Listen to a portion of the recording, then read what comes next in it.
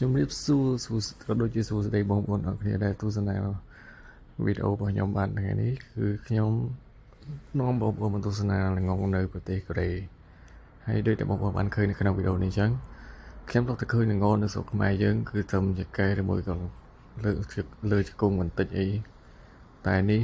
ខ្ញុំកំពុងឡើង1.7 ម៉ែត្រហើយល្ងនេះប្រហែលជាឡើងដល់ទៅ2 ម៉ែត្រហើយដូចតែបងប្អូនបានឃើញល្ងនេះគឺប្លែកមែនតើហើយតកែគាត់ឲ្យយើងមកដើរកាត់ធួយល្ងនេះចេញកុំឲ្យវាផ្ការត់ទៀតដោយសារវាផ្លែច្រើនហើយវាខ្ពស់ខ្លាំងដើមខ្លះវិញឡើងចុងប៉ិនកដៃក៏មានដែរបងប្អូនជិបតែលើកទី1របស់ខ្ញុំហើយដែលបានមកឃើញ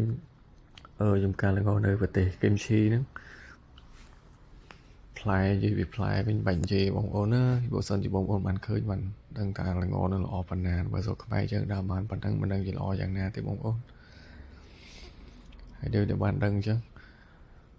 អ្នកដែលធ្វើការខាងកសិកម្មគាត់ប្រហែលជាធ្លាប់ជួបហើយការងារពិបាកស្រួលហាលក្តៅហើយជាពិសេសបងប្អូនដូចឃើញហ្នឹងមើលតែល្ងទៅដឹងហើយ